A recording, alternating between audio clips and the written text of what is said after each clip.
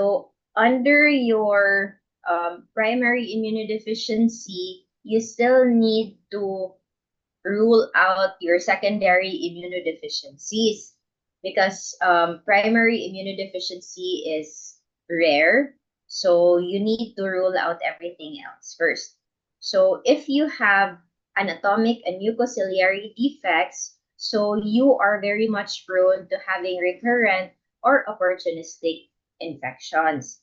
So for example, if you have cleft palate, naturally you would have like aspiration. So that's why you are much prone to having infections.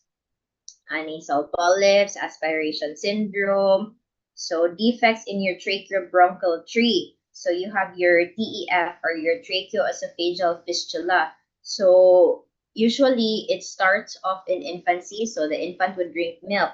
And then since there is a fistula going to the bronchial airways, so there would be recurrent aspiration as well.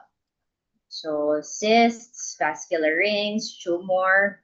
For the defects in the upper and lower airways, so the most common one would be your cystic fibrosis, although cystic fibrosis is not common here in the setting in the Philippines. You need to rule out your allergic diseases because it can mimic your recurrent infections as well, and chronic cigarette smoke exposure. So I've had a patient with recurrent upper respiratory tract infection, and it was unfortunately I at first few infections I was just thinking of viral infections, but then on the third to fourth month I was already like puzzled why, and then they don't have any allergic symptoms, and then most of the time it was accompanied by cough and cold. So and then it really did not manifest any allergic um, symptoms or the physical examination findings. And then when I asked that is there any smoker in the family, so the parents said, oh, it's the grandfather. So every day he smokes, and then his shirt is very what do you call this, would stink. So I told them to let your the grandfather quit smoking or smoke somewhere else or have treatment with regards to his chain smoking. So other defects would be burns. So naturally, if your skin would be very open, so it's much more open to having skin infections as well. Chronic atopic dermatitis, those with IV drug use, so they are immunocompromised. Those who had surgical intervention and dermal sinus tract. So for your adaptive immune system, so we already got to see earlier that it was divided into your B and T cells. So in your primary immunodeficiency, since your since your T cells are the ones that would tell your B cells what to produce, which kind of immunoglobulin would be produced. So that's why we call it also as T and B cells, because once your T cell is affected, your B cell is also affected. So T and B cells, they are antigen specific and develops memory, while B cells specifically neutralize toxins released by pathogens and facilitate uptake by phagocytic cells. And your T cells kill virus-infected cells and cancer cells. It activates macrophage and signal B cells and memory cells. So we have four ARBs in your immunodeficiency. So we have your B cell, T cell, phagocytic, and complement complement defect. So we will go first to the first arm. So in the activation of immune cells, there must be a balance between tolerance, regulatory cells, and defective or absent genes. So if there is imbalance there, so but first off, your activation of immune cells. So the natural response would be to eliminate the pathogens, correct? So when you get to be infected with viral infection, so your immune cells would be the one to eliminate it and kill off the virus. But if there is imbalance, you can also have autoimmunity. So if ever, for example, your viral cells are being killed off, it has to have some point in which your body would send signals to stop the cells from going into the site of infection because the viral infection is already contained. But if that does not happen, that's what you call as autoimmunity. So for the tolerance and suppression, there are other patients also that have no response to self.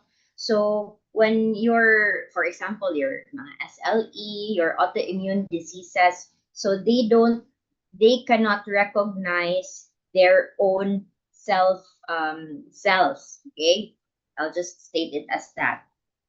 So that's why some of them also would have immunodeficiency.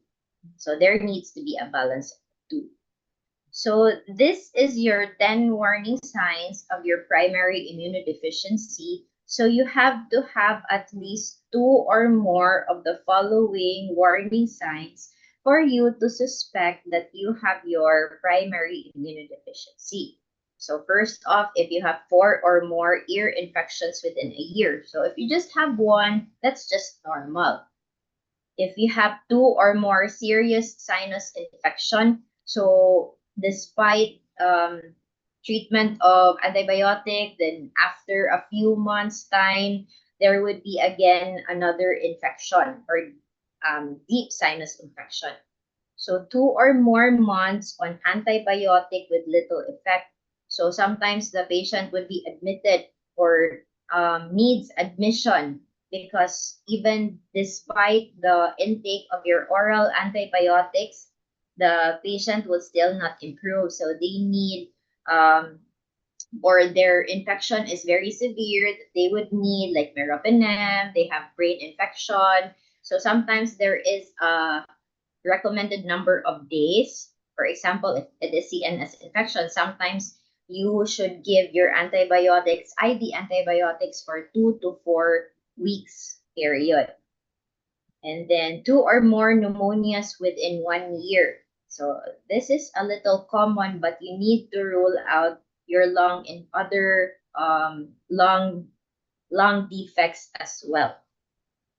And then failure to thrive. But most of the time, I would also be referred because of failure to thrive. But you need to check, for example, the growth chart of the patient. Because if, for example, the patient was delivered preterm, so the birth weight was 1.5 kilos, and then there wasn't any adequate increase in the weight also of the patient. So it is not primary immunodeficiency. So you would say it's secondary immunodeficiency because of malnutrition, if ever there is an adequate increase in your weight. But if you will say that there is failure to thrive, for example, a newborn infant, no, weighing 3 kilos, and after a month of follow-up or after 2 months of follow-up, the patient's weight is just 3.5. Diba, ideally, there should already be an increase in the weight of about 30 grams per day. So you would expect a 2-month-old to be already around 4 to 5 kilograms already on the second month. So that's what they call as failure to thrive. And then does not want to drink milk, refuses, drinks only few. So that's what you call as failure to thrive. The next one would be recurrent deep skin or organ abscesses. So if there is liver abscess, lung abscess, so you can have that's one warning sign as well. Persistent thrush in the mouth or skin after the age of 1, because naturally your defenses are very much better already at the age of 1 year old. And then the need for IV antibiotics to clear infection, 2 or more deep-seated infections like ongoing meningitis, but the patient also has osteomyelitis or sepsis or cellulitis. And the last one would be a family history of your immunodeficiency. So these are the characteristic patterns in some primary immunodeficiencies. So usually in newborns, there are unusual fascies with regards to your DiGeorge anomaly. So there is the 22q11.2 deletion. There is a deletion in the part of the heart, the thymus. So that's why they have, since your thyroid would be the one to produce your calcium or regulate the calcium. So that's why your patients would have hypocalcemia. Your hypocalcemia would present as your seizures for these patients, unusual fascies and ears, and they can have heart defects, so there would be nervous. For for your board exam, excuse me, usually for the board exam, it will not state, for example, that you have your B. George syndrome, no? You will, maybe the answer would be the George syndrome. So, 2-month-old infant came in for seizures, unusual, slanted, kanang eyes and ears. And then when you examine the heart, there is a murmur. So they don't really tell you that the patient's laboratory test has hypocalcemia, there is unusual fascie. You need to read between the lines with your um, board exam. Okay. So for those with delayed umbilical cord detachment, there would be an leukocytosis and recurrent infection. So that's your leukocyte adhesion defect, persistent thrush, failure to thrive, pneumonia and diarrhea, severe combined immunodeficiency, bloody stools. So this is relatively more common immunodeficiency. You have bloody stools, recurrent ear infection, presenting maybe as draining ears, and they have eczema. So that's your WAS, your Wiskott-Aldrich syndrome. For those a little older, at 6 months to 5 years old, they have recurrent staph abscesses, staph pneumonia with pneumatocyl formation, coarse facial features, and pruritic dermatitis. That's your hyper IgE. Persistent thrush, Neil, we will not tackle this one na lang. Okay? So, but you get the point that there are certain clues to the different primary immunodeficiencies.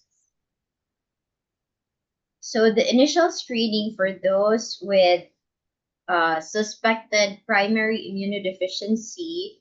So for example, you can just see it initial with a blood count. So if the absolute lymphocyte count is normal, this rules out your T cell defect. So you just think, diba, your HIV, your T cells are the one that is infected. So they have decreased in the T cell count, and that's why they cannot produce anymore the lymphocytes. So that's your T cell defect. For the absolute neutrophil count, it rules out against congenital or acquired neutropenia. If the platelet count is normal, it excludes your Wiskott-Aldrich syndrome because usually the platelet count for those with WAS is less than 100. Your Howell-Jolly bodies rules out against asthenia. ESR, if it's normal, indicates chronic bacterial or fungal infection, which is unlikely. So the next step would be to get your B cell defect. Your IgA measurement is or your IgA deficiency is the most common type of B cell defect, or in general, it's the most common primary immunodeficiency, your IgA. If it is abnormal, then you also get your immunoglobulin because it might be all of the immunoglobulin. So that's what you call as hypogammaglobulinemia. Your isohemagglutinins, this would also correspond to your blood group substances. So it might be that you might the mother will say, Doc, how come that the blood type of my child before was O plus? Diba? When you have O plus, you have aggregation in both the A and the B. So, and then how come my child is now just A, for example. So there might be changes in the blood group because there are already defects in your B cell as well. And then you can also get your and your Hep B if you were given a Hep B vaccine. So naturally your IgG and IgM measurements would also increase. So you can get those titer or your Hep B. And then screening tests for T cell defects. So absolute lymphocyte counts rules out a T cell defect. And you need to get your flow cytometry so that you would know the very specific types of T cell defect. And then for the screening of your phagocytic defect, you can get your neutrophil count or your respiratory burst assay. I will discuss that one later on as well. And for the screening of your complement deficiency, you have your CH50. So again, these are the ones which are seen in your Nelson, so we will not delve on that one. So for the primary defects of antibody production, so B cells are primary cells of the adaptive immune system. It mediates antibody production, therefore plays a role in the antibody-mediated humoral immunity. The defects relating to B cell development and or maturation results in B cell disorders. So in here, if the patient has a defect in your antibody production, it usually presents around 6 months because there is, especially if the mother is breastfeeding, so usually they would present around 6 months. Because if the mother was breastfeeding, so there is IgA transfer from the breast milk to the infant. But once that one weans off the natural immunoglobulin of your mother transmitted prenatally, so there would be weaning off already. So most of the time, these infants have CNS infections, respiratory tract infections, and gastrointestinal infections as well, because their normal barriers are already deficient. So there is also what we call as a defect in the number and the defect in the function. For example, you have low in IgA number. So that's so you have a deficiency still with the IgA. But for example, your IgA is normal, but then the function of your IgA or it's not functioning properly. It's just there in number, but it's not doing its work. Okay, that's what we call as the function. So in order for you to know that one, you can get your isohemagglutinins, assessment of antibody function following immunization with a protein antigen or polysaccharide antigen. So what we usually use is the anti-HBs. So we check if ever there is an increase in your Hep B production after vaccination of your Hep B.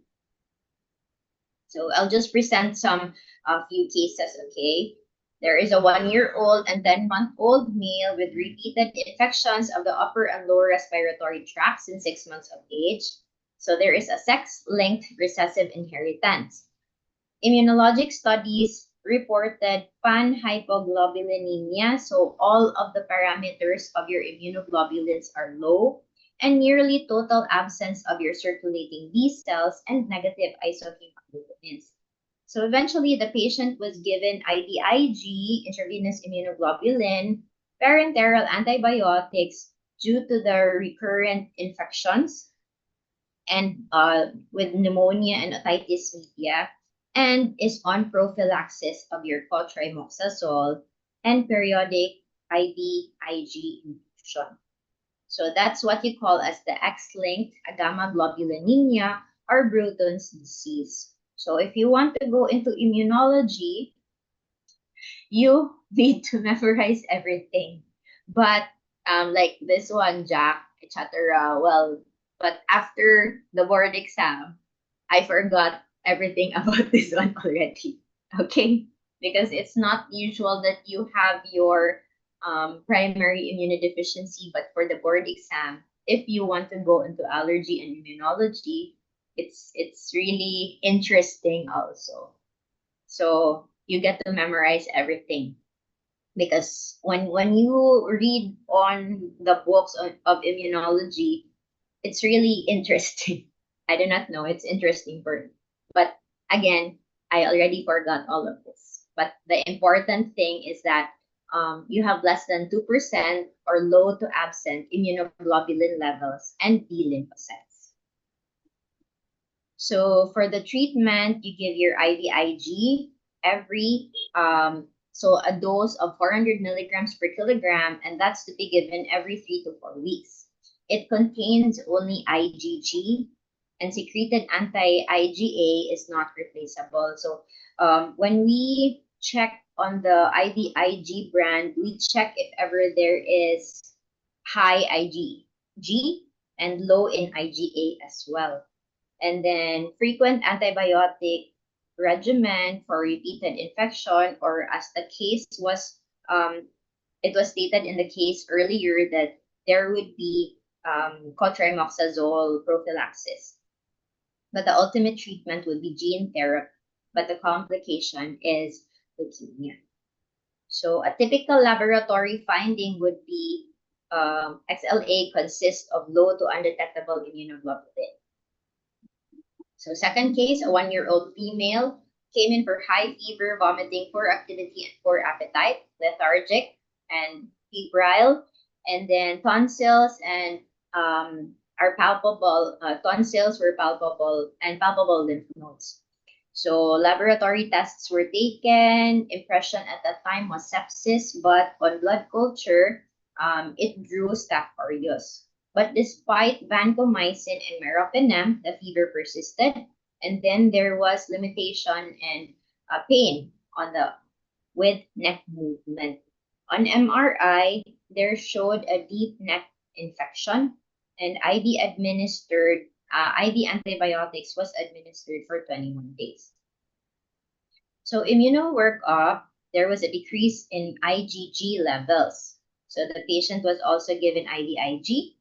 And then there was gradual increase of your IgG level, and IVIG was eventually discontinued at 20 months, and serum immunoglobulin concentrations remained the normal range at follow-up 6 months after. So after this episode, she had no recurrence of infection during the 2-year follow-up. So this is what we call as your transient hypogammaglobulinemia of infancy. So infants over 6 months, wherein their IgG is significantly lower, but eventually is corrected on its own by 24 months of age, but some will still persist around 3 years old. So suspected transient hypogammaglobulinemia would be the age range, so less than 2 standard deviation. But in order for you need to still also get your laboratory test if ever your patient would persist into hypogammaglobulinemia. Okay? And then if there is normalization of your IgG values, then that's your definitive diagnosis.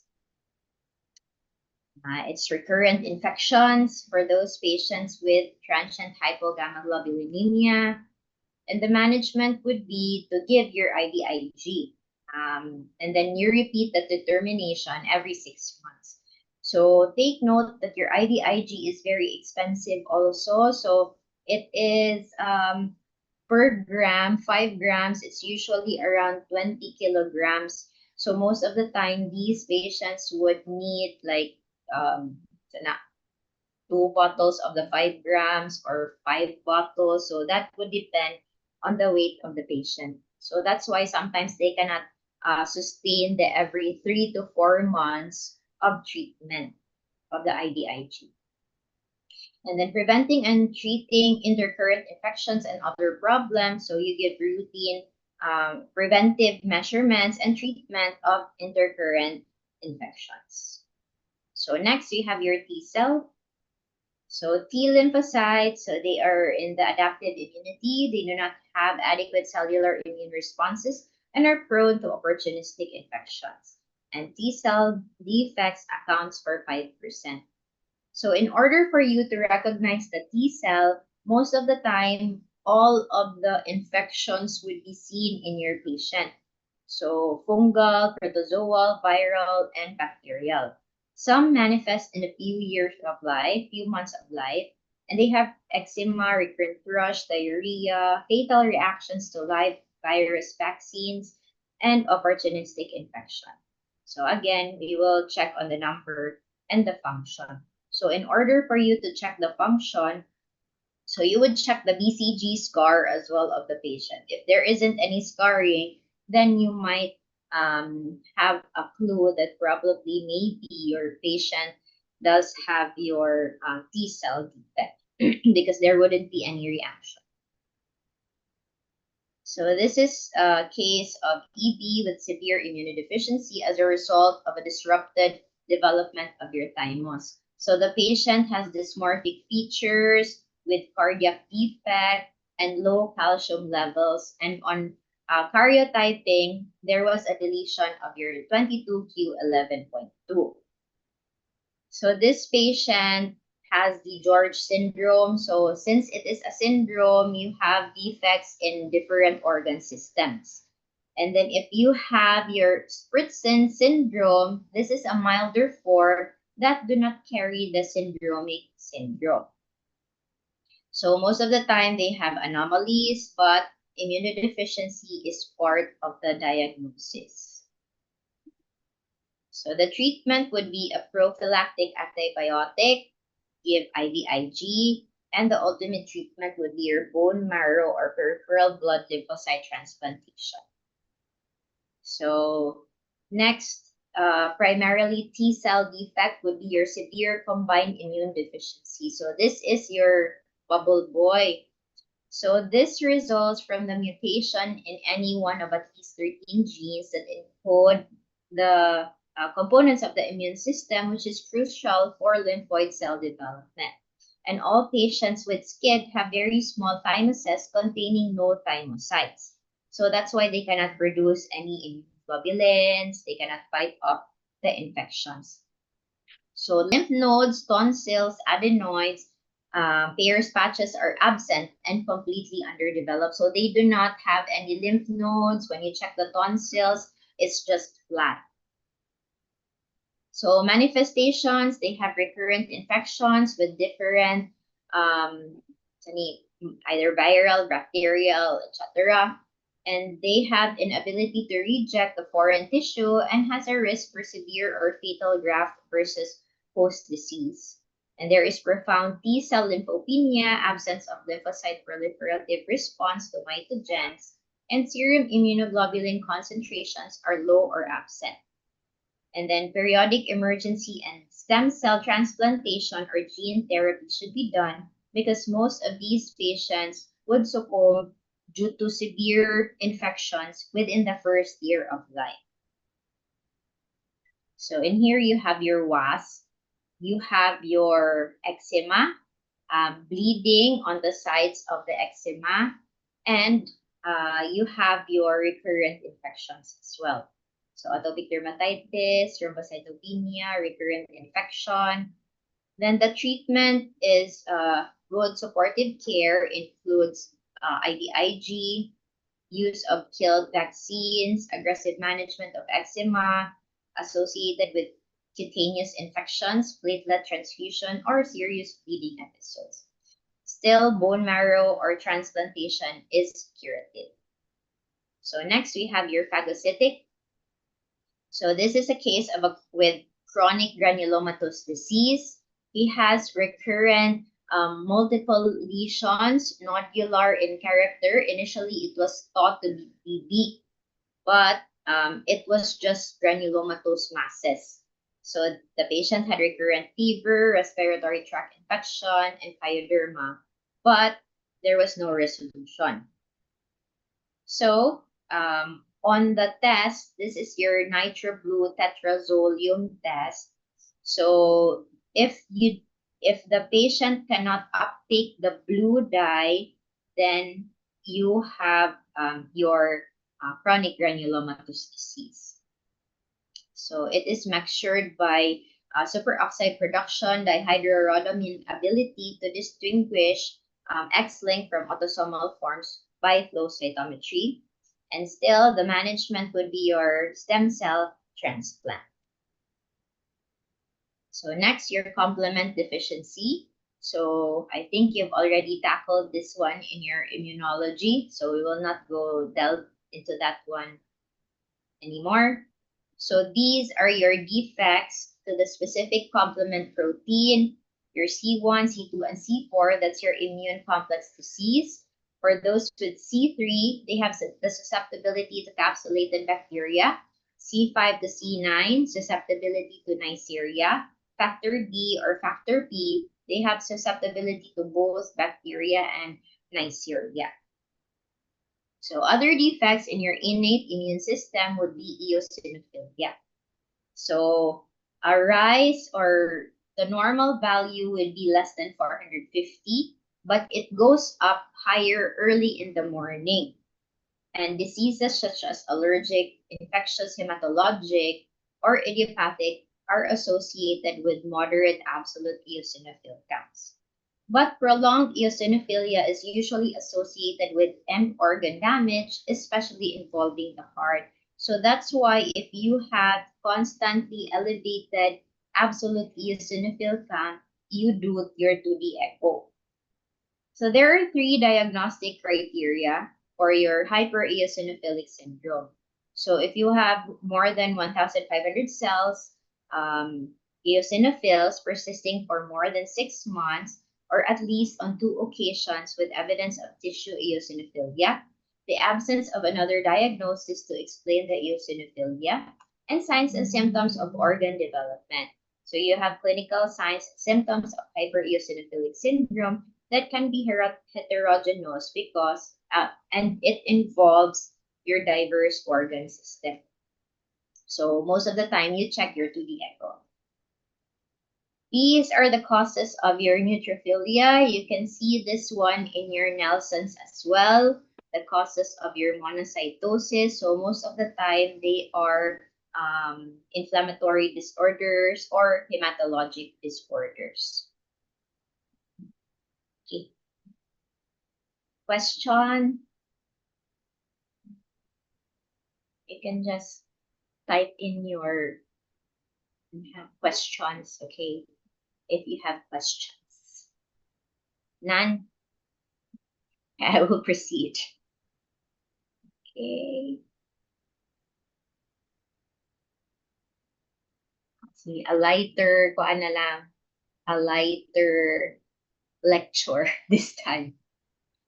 So skin lesion.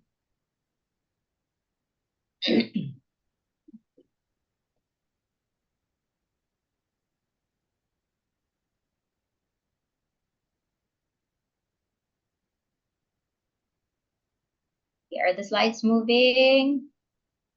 Yes, Doc. Thank you. So these are the common different skin lesions that you would get to see, especially if you would go into allergy and immunology again. Okay.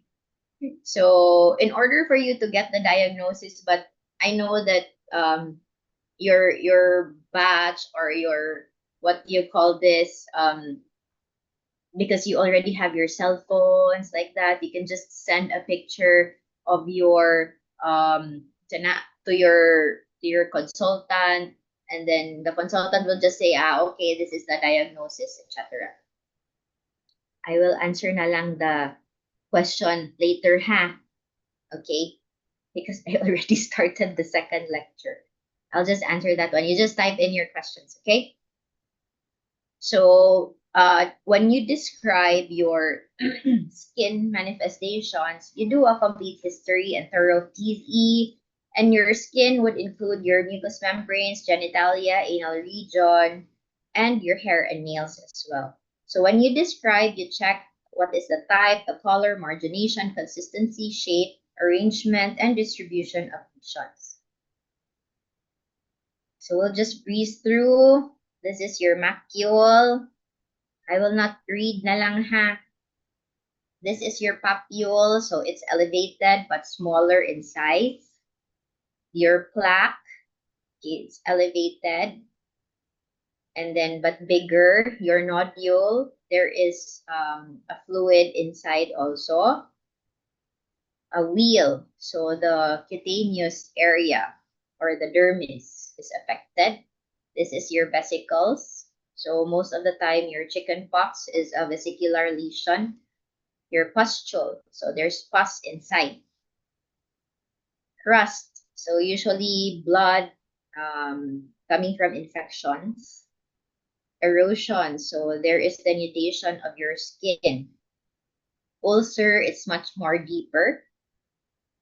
And then the scar, there is already a scar formation under.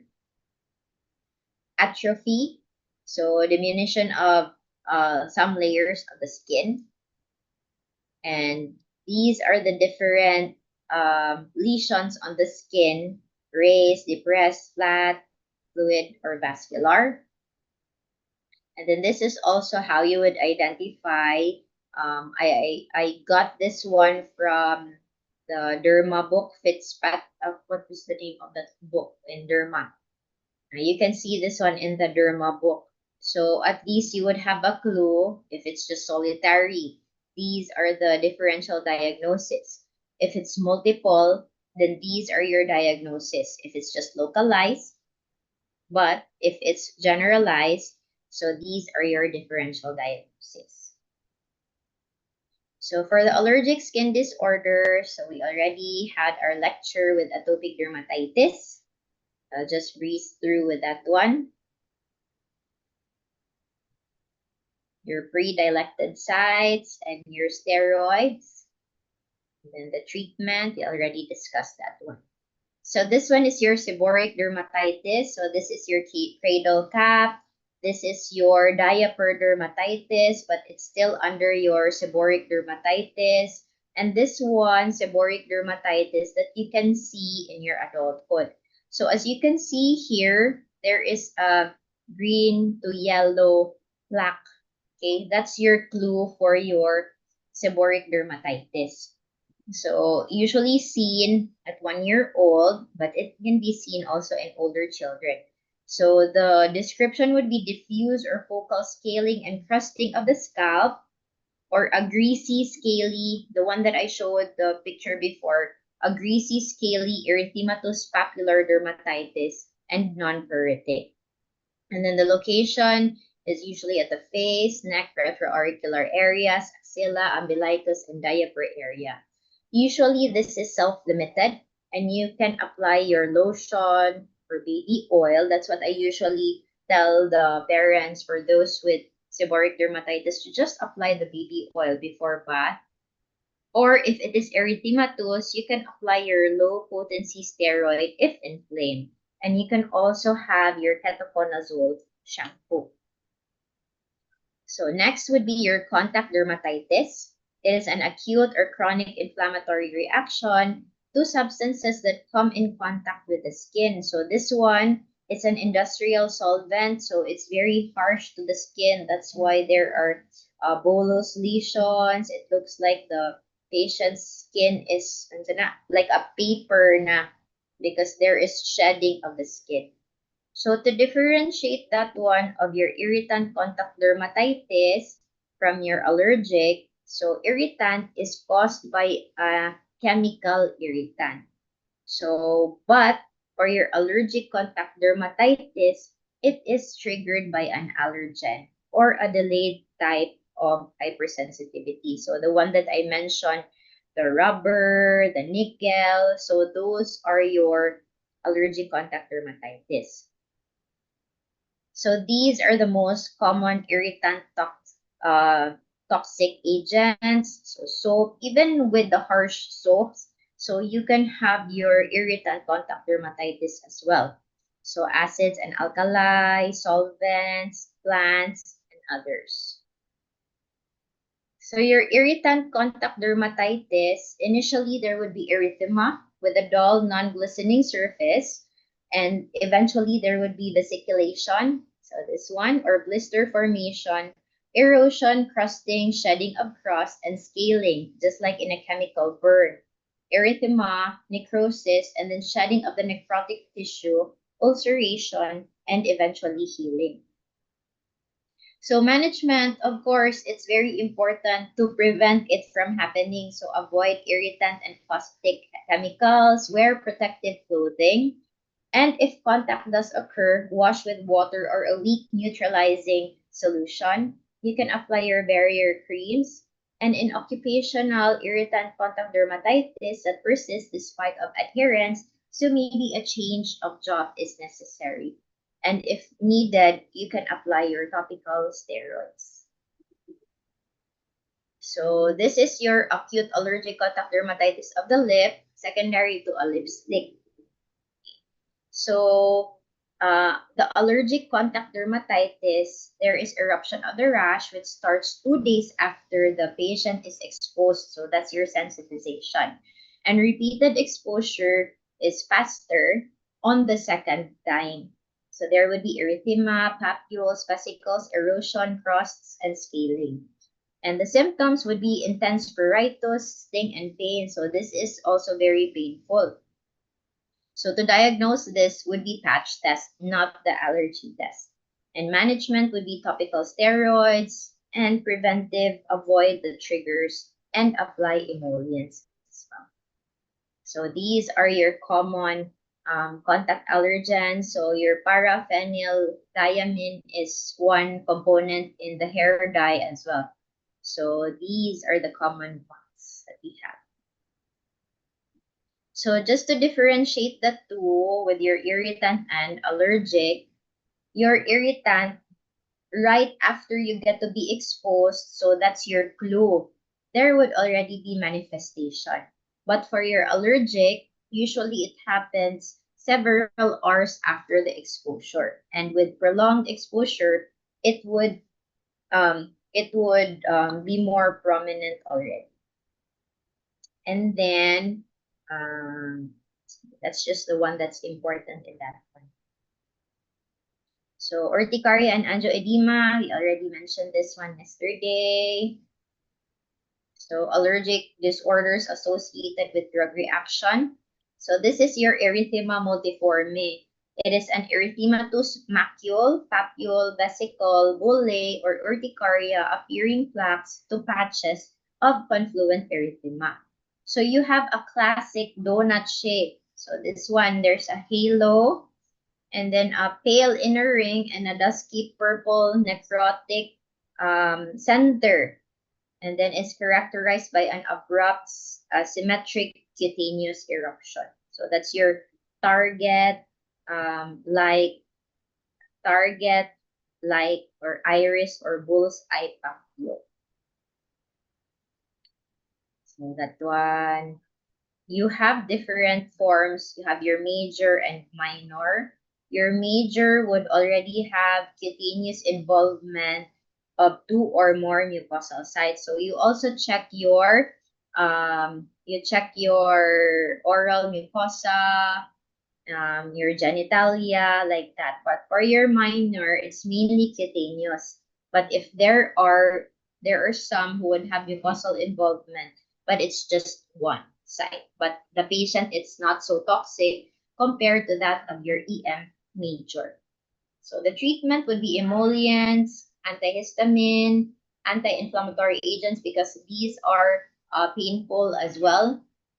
And then they may provide symptomatic relief, and you can use your steroid as well. Exfoliative dermatitis, it looks toxic, but this is one of the most benign skin lesions. So it is malodorous after 1 to 2 days.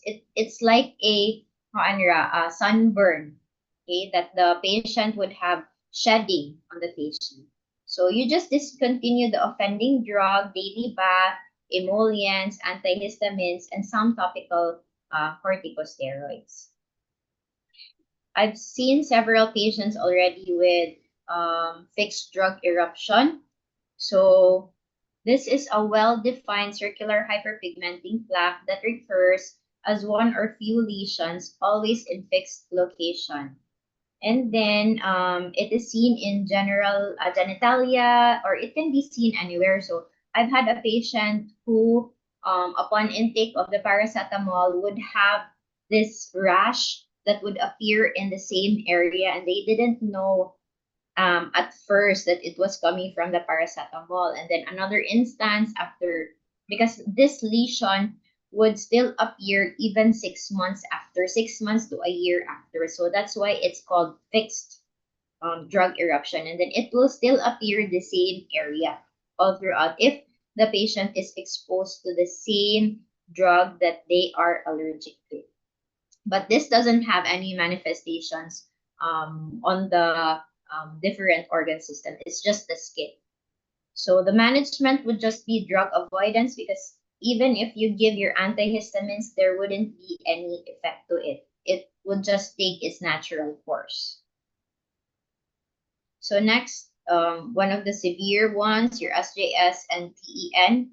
So your lesions would be dusky red lesions, and then poorly delineated erythematous plaques.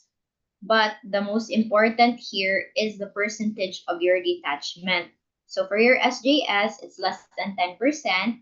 In SJS-TEN overlap, that's 10 to 30% of your body surface that is detached. And if it's more than 30, that's your TEN. They all have mucosal involvement, and they most of the time have systemic symptoms already. So this is your TEN and this is your SJS. So you need to check the percentage of the skin that is detached. So this one, you might think that you will already compute for the percentage of this one, but this one doesn't have any detachment. Maybe this one is almost detaching. So that's your SJS. So management would be discontinuation of the offending drugs, steroids, antihistamines, IVIG, and you manage the patient like a burn patient, and you refer to the different subspecialties as well. So your drug reaction with eosinophilia and systemic syndrome or DRESS, it is mostly seen in anti-epileptic drugs. So within 8 weeks of initiation of therapy, diba, your anti-epileptic drugs, you would mostly take it until there would be resolution, so even several months or years. So the patient would manifest with fever, enlarged lymph nodes, atypical lymphocytes, eosinophilia, rash. So this is the most typical rash of your dress. So once you see this one, you can never forget this rash. As you can see, the patient's skin is also yellow. So that's why there would be organ involvement. So the liver is already involved in this one. And then there would be a corresponding number. So if you have more than 5, then that's your definitive drug reaction with eosinophilia. But most importantly, you need to have an elevated eosinophil count also. This is your AGEP, or acute generalized exanthematous pustulosis. So this is a severe drug reaction. So you have pustules and then an erythematous skin underlying it. So there is an acute febrile drug reaction. This pus is sterile, but you just need to remove the drug which is causing. So next, your non-allergic disorders with allergic symptoms. So you can have your bed bugs. So they might present as your urticaria. And then I will just discuss your scabies, because this is the most common also that is referred to me. So there is burrowing and release of toxic or antigenic substances from the female mite. And the egg hatches in 3 to 5 days, releasing larvae, and the maturity is achieved within 2 to 3 weeks. So that's why when you apply your medications, you need to reapply it within the next 2 weeks because the eggs cannot be treated with the lotion. But when they already move into larvae and nymph, then you can already target with your lotion. So it is intensely puritic, and this is your thread-like burrow, which is the classic lesion of your scabies. So there might be red papules, this one, and then it is intensely puritic. So in adults, you can mostly see it in interdigital spaces, wrist flexures, anterior axillary folds, ankles, buttocks, umbilicus, belt, groin, and the genitalia in men, and areola in the women. So treatment would be permethrin, but what we have here is your Quell lotion or your Lindane lotion, or you can apply your sulfur and Cretamiton. Your permethrin lotion and your Lindane lotion, you apply it on the body except the face, and then you rinse it off after 8 to 12 hours and should be reapply for 1 to 2 weeks and another period of 8 to 12 hours. And then you have to treat all of the family members as well, not just the patient. And then clothing, linens, and towels should be washed in hot water so that you will kill off also the scabies and dried using high heat. Questions? So they move on the question earlier that defeats in B cell in blood groups. So are those changes?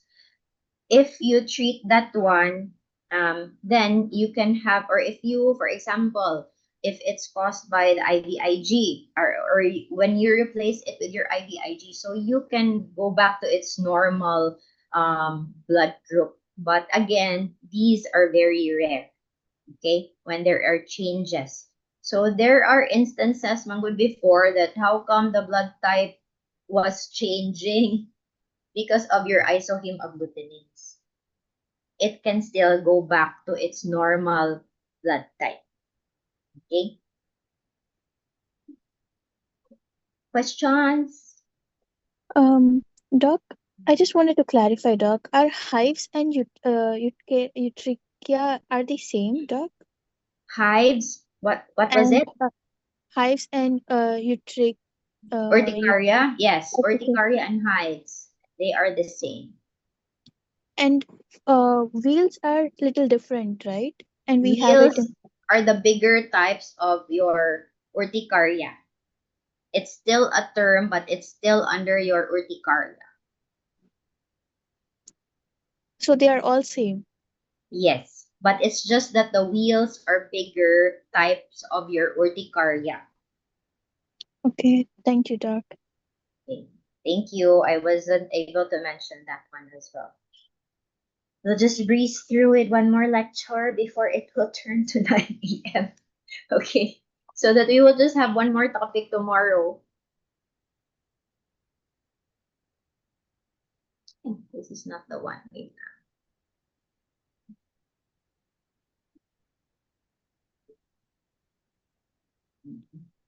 The slides are moving. Yes, Doc. Okay, so food allergy and adverse reactions to food. So there are two types of food reactions, which is your food intolerance, which are non-immunological. So physiologic responses can include metabolic, toxic, pharmacologic, or other mechanisms. While food allergies or adverse immunologic responses, then that can be IgE mediated, non-IgE mediated, or toxic. So examples of your food intolerances. So even if the patient was given egg and then they still don't like it, they might think that they have abdominal pain or vomiting, like that. So it's not a true food allergy. Okay. So food intolerance would depend on the host factors. Some would have also enzyme deficiency, like your lactase, galactose, and your For those who cannot tolerate the alcohol, they have the alcohol dehydrogenase deficiency. For those with GI disorders, they have IBS, inflammatory bowel disease, pseudo obstruction, or colic. So even when you say that the infant drinks milk, but he is not manifesting like rashes, the urticaria, but the patient has gassiness. So that's your colic. So that's still another food intolerance. And idiosyncratic reactions, like the soft drinks, some would say that I would have hyperacidity because of the soft drinks. And psychological, like food phobias, OCDs, and migraines. So food factors, maybe the food is infected with several bacteria or toxins, like your scombroid poisoning. So there is release of your histamine coming from the fish. Saxitocin, the shellfish poisoning as well. So other pharmacologic agents like your caffeine. So when you drink your caffeine, so you would be shaking. So that's still a type of food intolerance. But when you say it's IgE mediated, you have cutaneous urticaria, angioedema, rashes, flushing, and GI. You could have swelling or severe abdominal pain right after the intake. Respiratory conjunctivitis or rhinoconjunctivitis and bronchospasm, and generalized, you may have anaphylactic shock. There is also what we call as the mixed IgE and non-IgE mediated. So for your cutaneous, the most common example would be atopic dermatitis and your contact dermatitis. For the GI, you have allergic eosinophilic esophagitis and respiratory asthma. So some on intake with egg, they have difficulty breathing and coughing as well. But for your non-IgE mediated, be it cutaneous, GI, or respiratory, most of the time, it's coming from contact dermatitis. So if the food is like, for example, very spicy, so there would be contact dermatitis on the lips. So that's one example of that. So the patient is not allergic, but due to the irritation, there is a reaction. So food allergy is worldwide, and these are the common causes of your food allergy. So take note that your chicken is not there, ha? So peanuts, tree nuts, seeds, milk, egg, soy, wheat, fish, and shellfish. In Asia, shellfish is the most common food allergen. So these are the differential diagnosis again in your adverse food reactions. So you need to eliminate if ever there are infections there or toxins. So there are those who are much more predisposed to having food allergies. So that's your genes. And then skin exposure to food in the setting of infantile eczema characterized by impaired skin barrier and inflammation can also lead to sensitization and allergy. So risk factors would be a decrease in microbial exposure. So we discussed this one yesterday. And also the reduced diversity of the diet, delayed introduction of allergenic food. So ideally, you should already give your allergenic food around 5 to 6 months old to those patients who are at risk of having allergies. So for the pathogenesis, there is breakdown of food and is induced largely by your T regulatory cells and the microbiome of your gut mucosa. So susceptible individuals exposed to certain allergens generates food-specific IgE antibodies that bind to the Fc epsilon receptors on the mast cells, resulting in allergic sensitization. So when food allergens penetrate the mucosal barrier and reach cell-bound IgE, they are released and induce vasodilation, smooth muscle contraction, and mucus secretion, which results in an immediate hypersensitivity.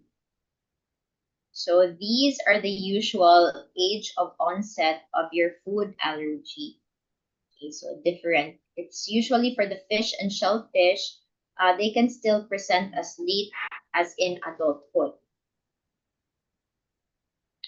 So for the pathogenesis for your IgE, your mast cells, basophils, produces in the skin, GI, and respiratory tract and cardiovascular symptoms. But for your non-IgE, it releases excessive cytokines, leading to a delayed and a more chronic inflammatory process. While the mixed type leads to the atopic dermatitis, bronchial asthma, eosinophilic esophagitis, and gastroenteritis. So your IgE-mediated food allergies is divided into two, your class 1 and class 2. So your class 1, it penetrates the skin and your GI, so mostly intake, okay? But for your class 2, a partially homologous to a plant pollen penetrating to the respiratory tract. An example of this would be, which is your oral allergy syndrome, which is ingestion of certain nuts and uncooked fruits and vegetables. So they would have allergic reactions to it.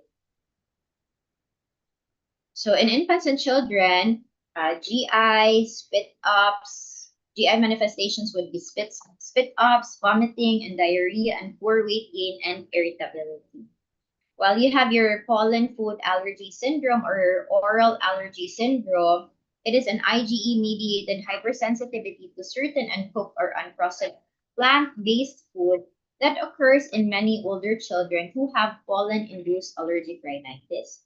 And symptoms would be in the oropharynx and consistent of rapid onset of oral pruritus, tingling sensation, and angioedema, and occasional sensation of pruritus in the ear and tightness on the throat.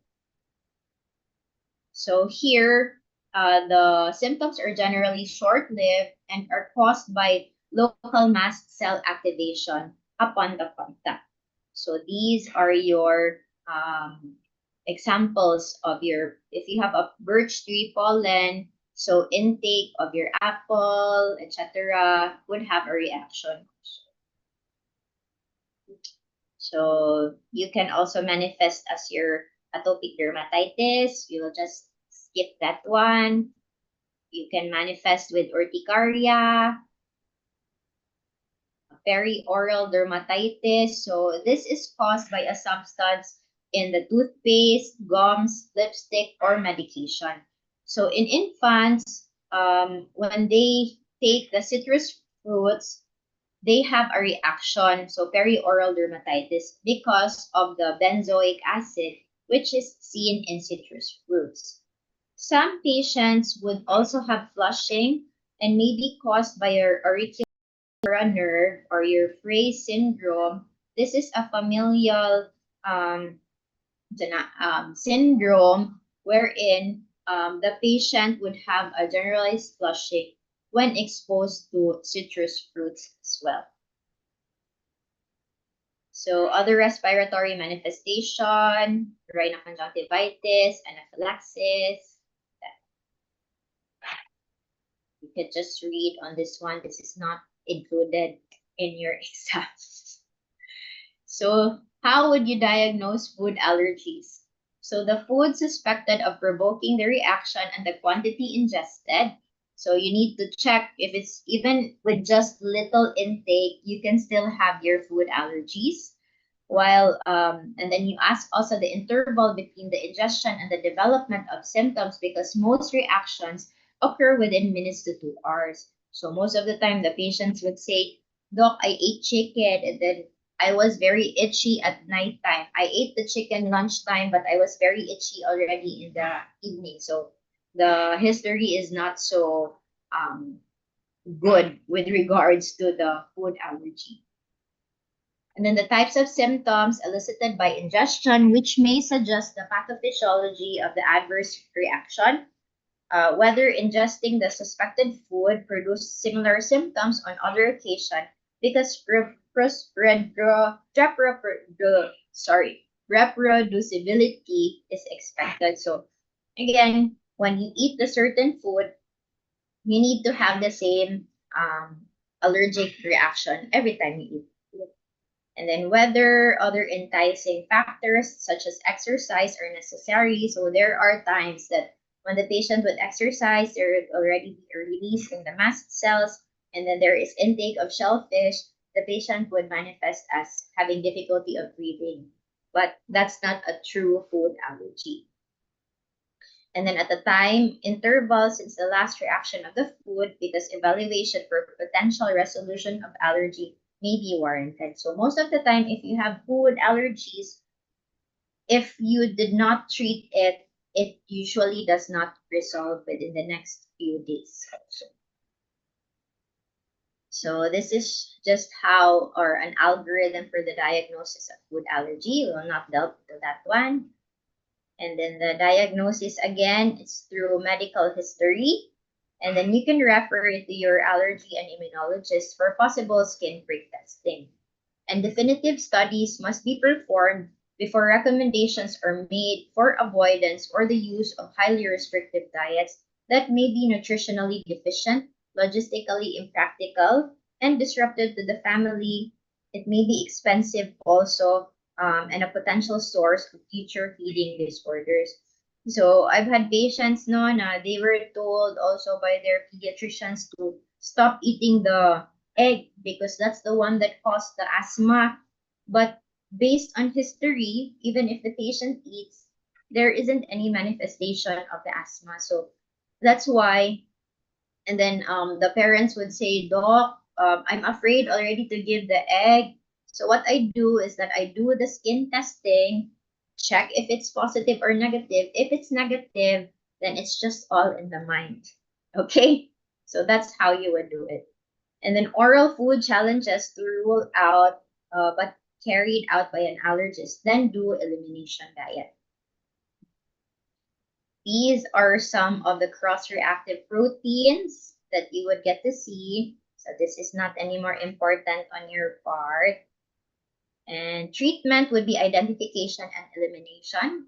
An egg allergy is not a contraindication for vaccinations with measles, mumps, rubella, or influenza vaccine because these vaccines contains very minimal amount of your albumin coming from the egg. But it remains a concern for your yellow fever vaccine, wherein if ever you need to have a yellow fever vaccine and then you have an egg allergy, then you just refer to us because usually we would do skin testing. We have our own protocol for this one. So for food-induced anaphylaxis, you need to have an injectable epinephrine with you.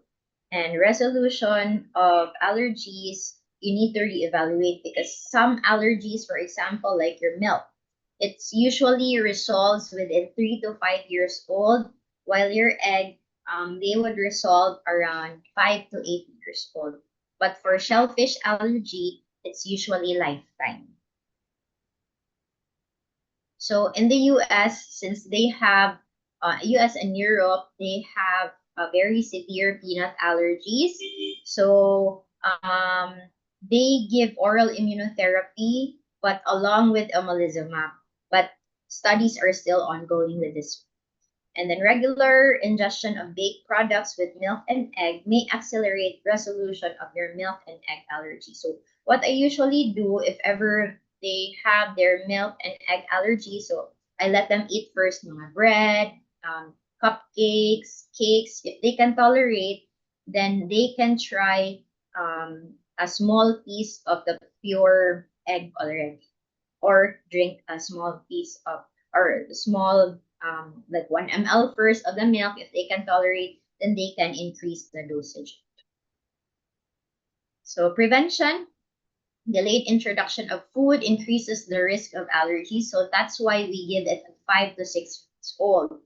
And early oral introduction of peanut induces oral tolerance that precedes the potential sensitization to peanut that can occur with environmental exposure via inflamed disrupted skin barrier seen in infants with eczema. So oral would be very important rather than smeared on the skin.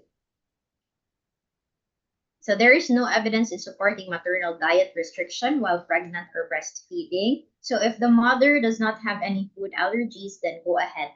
Let them eat anything that they want. And then breastfeed for at least 6 months. And potentially allergenic food should be introduced and maintained in the diet in infant appropriate forms after this period of exclusive breastfeeding may prevent the development of allergies later in life. So this is how we would end. This is more or less the same.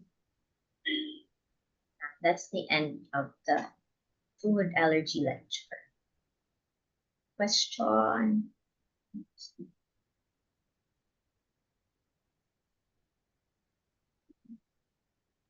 Doc, Yeah.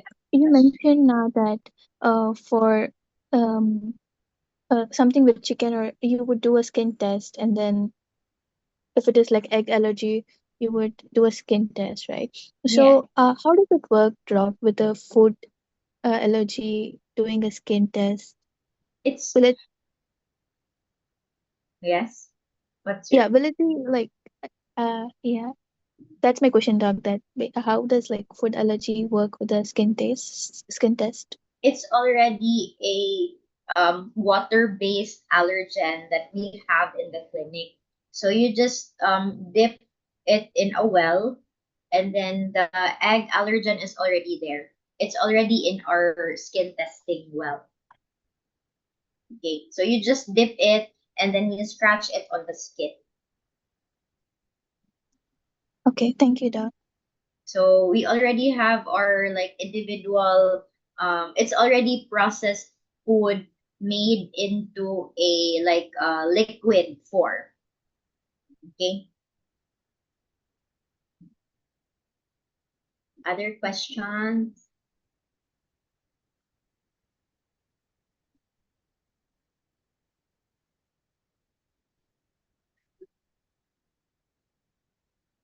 None?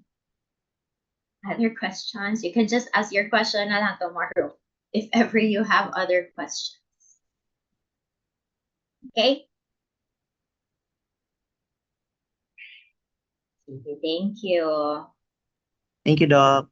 Thank you. I'll just leave the meeting room. Thank you.